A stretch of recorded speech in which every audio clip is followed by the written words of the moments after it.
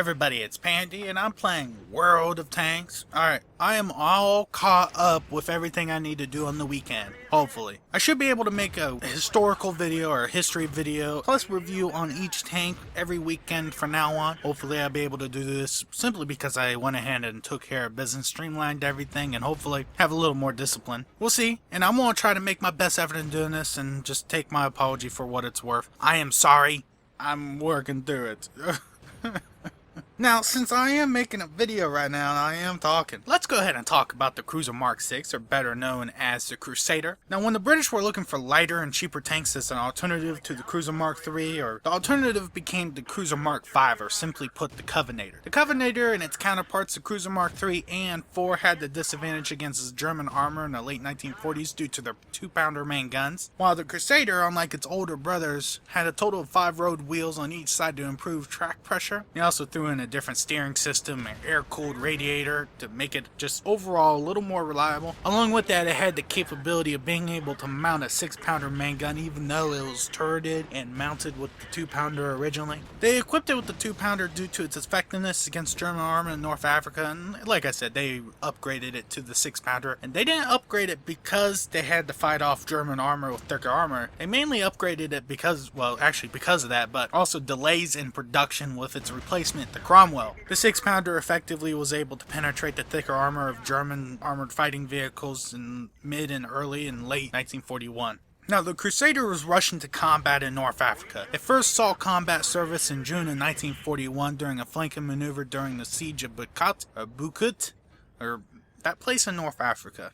There. They were ambushed by anti-tank guns, and during this engagement they lost a total of 11 tanks. Most of them were lost due to engine system problems, simply put that they were not desert certified. The 7th Armored Division spearheaded the attack during Operation Crusader. The operation was named after a tank with plans to destroy enemy armor to allow the slower moving infantry units to counterattack. This led to many small battles and then eventually a very large-scale 3-day tank battle. The British armored forces were defeated, however the German forces were able to withdraw and rebuild to prevent being cut off from enemy supply lines, so the mission, or at least the operations intent, was achieved, but to heavy British losses. It was found during this battle that the 2-pounder was slowly becoming a thing of the past, and along with that, the thin armor and the mechanical problems that slowed down and prevented the British from being able to capitalize, or at least being able to bring all their armor to the focal point of the attack, was the main issue that led to the defeat. Other issues related to the environment played a major role in the tank's performance, purely because the British were never prepared to fight in North Africa. After the battle, however, American-made M3 Grants, or /Lees, began to make their way into North Africa into British hands. The Crusader at this point no longer became the most common fighting vehicle in the North African theater. The ratio between American-made and British-made tanks got worse when General Montgomery took command of North Africa. One of the main problems that the British saw during that campaign was simply that there was not enough tanks to go around. This was fixed by restructuring the command and control of the armored fighting forces. Along with that, more and more American tanks were pressed into service. The Crusader was reassigned to light squadrons to flank the enemy forces when the heavier elements attacked head-on, and the Crusader was kept in service all the way into the very end of the North African campaign as a reconnaissance vehicle. The Crusader never saw combat beyond North Africa. Its chassis was converted and modified to allow it to be an armor-mounted anti-aircraft gun, or a gun tractor for 17-pounder shells. Within World of Tanks, the Crusader is pretty damn hot. The firepower in the Crusader is pretty nice. It has the fast British reload, which I love on a light tank. Having a fast reload on the light tank allows you to run down other light tanks effectively. Even though it might not have like shit for alpha, it doesn't really matter for the low HP lights. What it does matter is if you're trying to smash artillery. Then there is the point where you have a problem that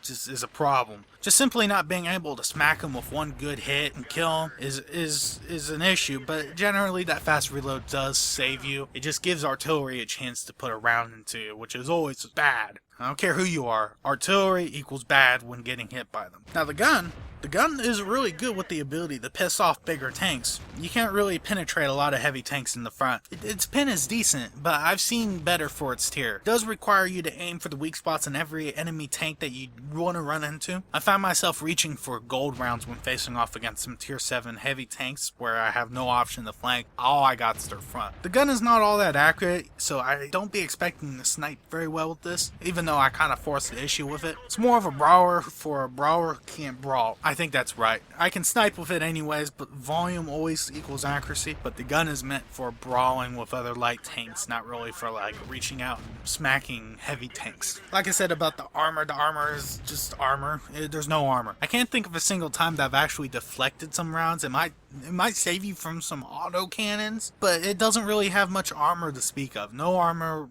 There's no armor, so I'm not going to spend all that much time talking about it. Now, mobility of the tank is pretty good. I generally get up to speed at about 40, 45 on flat ground. Now, I've seen this bad boy go up to 70 kilometers per hour down a very steep hill. Turns out pretty decent. It can move around the enemies pretty well. You can do that circle of death around KVs and tank destroyers. The thing is you have to be careful whenever you're doing this, because the thing is not the most nimble. It is pretty good, pretty fast, and you can adjust firing positions very well. I like the mobility, and it allows you to get around enemies, flank them, do what you gotta do. I like the mobility. It's pretty good, and that's that. Overall, the Crusader reminds me a lot of the EZ8 from Open Beta. Yeah, it might not have the mobility of an EZ8, might not have the Alpha, but it does throw rounds down range. Like, I'm personally gonna get charged with bringing any rounds home. The gun makes me happy, and the mobility just a little, it's just a good mix of lovely, you just want to love it. The armor doesn't really matter so much at this point because 2 out of the 3 points are good for the tank, or at least decent. So like I said, it's great for killing scouts and putting lead down range. At least it's a good tank. I like it. It just feels right. And what I like most about it is just I win a lot in it. I don't know what it is. It just matches how I play, sitting back, shooting, and then getting into the mix of it once you weaken up the targets.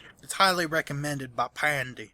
I like it. Now we're at that part of the video where I get to give away some World of Tanks gold. This week it's going to be what's normal. I guess you can consider it normal. One person could win 6,500 gold from the North American server, or 5,500 gold from the European Union server, or 4,700 gold from the CE server. To win said gold, you just need to post a comment down below, maybe about the video question, which is: if you were stuck on a desert island, which tank would you take with you? I put this one to Jingles, Mighty Jingles.